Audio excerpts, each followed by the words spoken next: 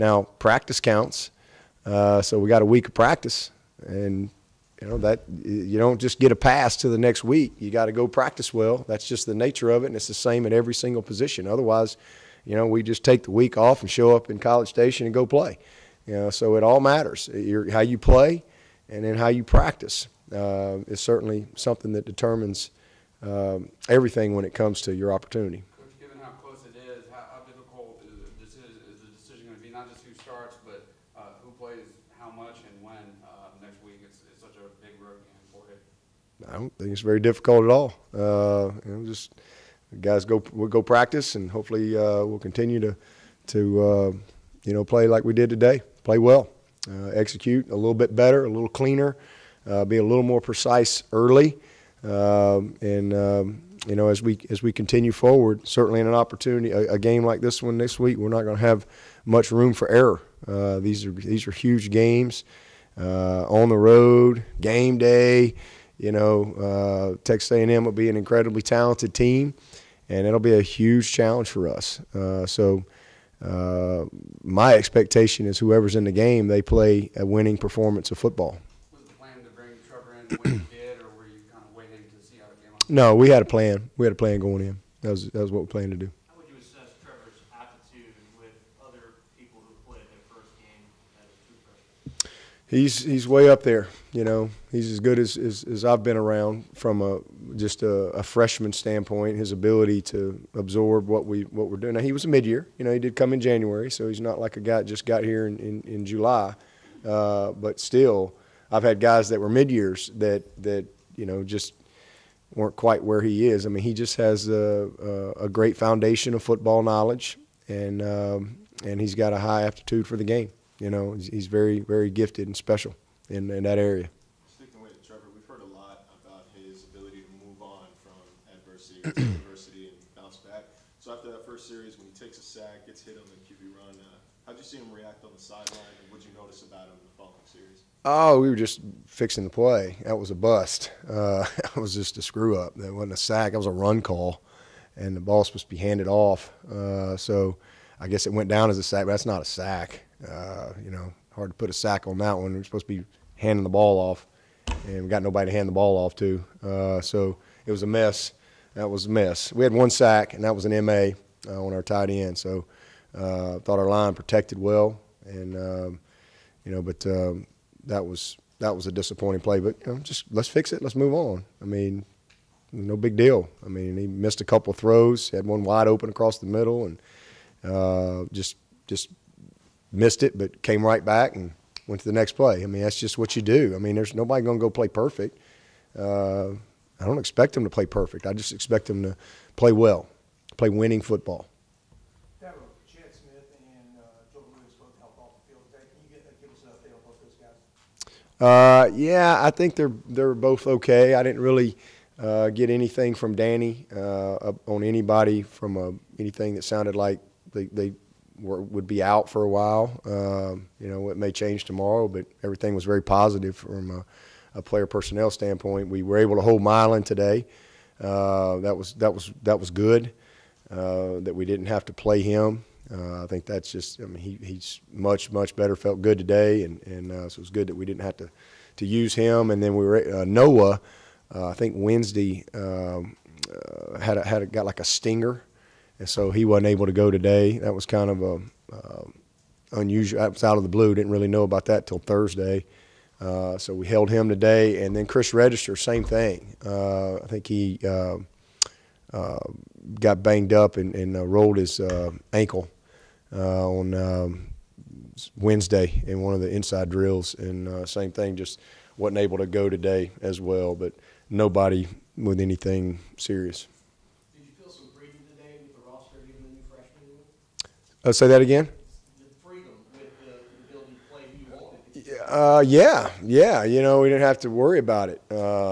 Sometimes in the past, when you get in a couple of games like that, you're like, make sure that we don't throw this guy in the game. But we were able to. I think offensively, there's really only one guy that I think is in that category, and that's Jordan McFadden. But we were able to get him in. So he's a guy that we'd like to redshirt. but we want to make sure we get him 4 games, and so we went ahead and got some playing time out of him today.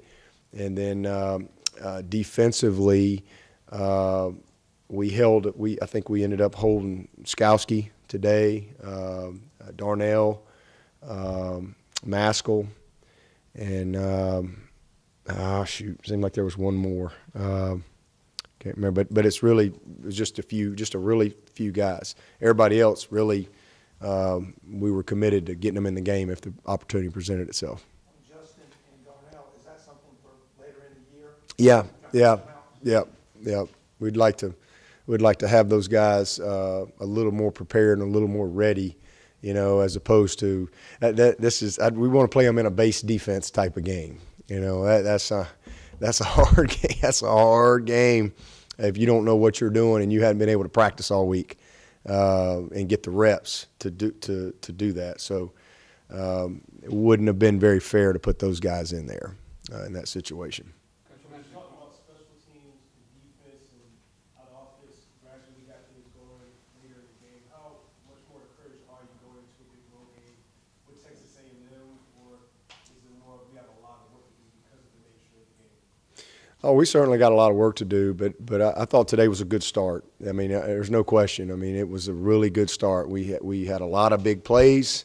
We had great balance.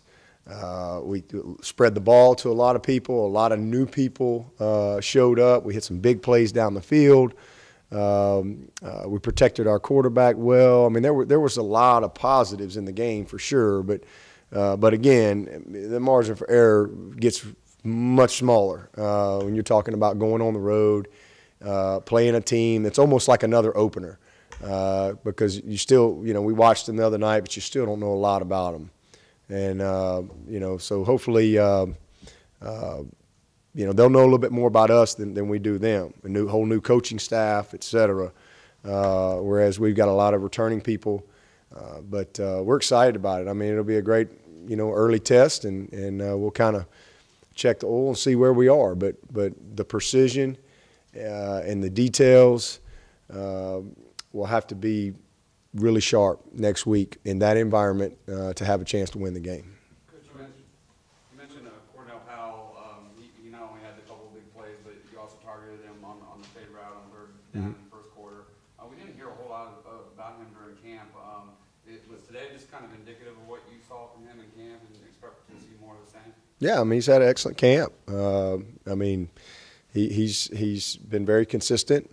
He's very talented, and he's just a little bit more mature player this year, and trying to take advantage of his opportunity. We got 3 guys at that 2-man position that can all play winning football for us. DK is a guy that we're kind of picking our spots with right now until he's really confident. And, there's a lot going on right now. And make sure he lines up right and is making the right adjustments because it happens fast. But Cornell's had an excellent camp. He really has. And hopefully that'll be a good start for him because we're going to need him. We're going to need him to make a lot of plays. Coach Greg has been very open about his journey back from injury. How much confidence does he add to this team when he's on the field and healthy? Well, he's just a very proven veteran player who's kicked in big games, and he's been doing it for a while. He won the job as a redshirt freshman, and his redshirt freshman and redshirt sophomore year, he did a lot of great things. And then obviously last year didn't really get out of the gate very much before he was hurt.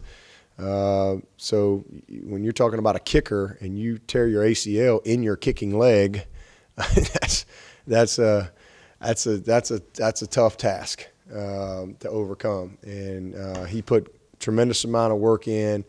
I'm just really proud of him. I mean, he's done a great job, and has had an excellent camp. He's just a very consistent guy, and he's that way in practice. I think he was 90. I think he finished camp 90%, and you're talking about it was somewhere between 45 and 55 competitive kicks, and he's 90%.